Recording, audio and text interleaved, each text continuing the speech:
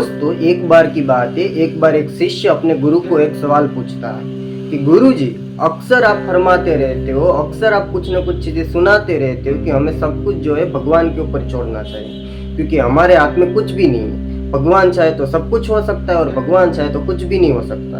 उनकी हुक्म से ही सब कुछ चीजें होती है, हम तो उनकी एक कठपुतलियां हैं। ये चीज आप बार बार हमें सुनाते रहते हो।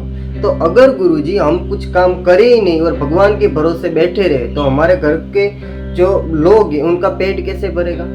मेरा खुद का पेट मैं कैसे भरूंगा? क्या ये चीज पॉसिबल है? अब मुझे अक्सर मेरे माइंड के अंदर ऐसे क्वेश्चन आते हैं कि अगर मैं काम ही ना करूं तो क्या भगवान मेरा पेट भर के देंगे?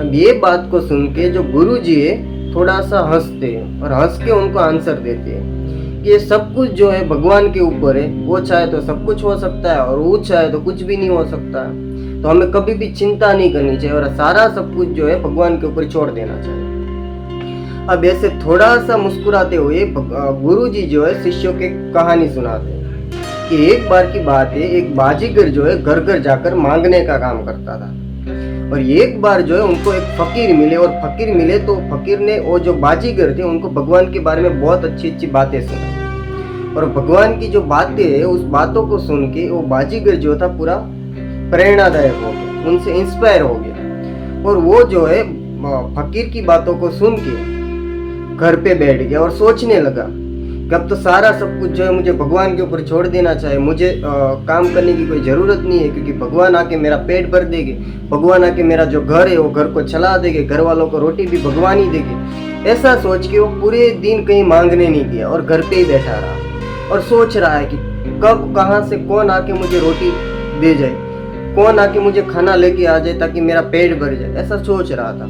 पूरा दिन चले गया, सूर्य जो है पूरा छिपने लगा। ऐसे में वो छत पे जाके देखता है, टहलता है और सोचता है कि कौन आएगा जो मेरा पेट भरेगा, कौन आएगा जो मेरे फैमिली वालों को खाना देगी। ऐसा सोच के वो छत के ऊपर टहल रहा होता है। ऐसे में थोड़ा टाइम हुआ और टहलते टहलते वो छत से नीचे गिर गया और जैसे ही वो छत से नीचे गिरा उनके जो शरीर है उनके अंदर काफी चोट लगी हुई थी और उनकी वजह से वो पूरा घायल हो चुका था।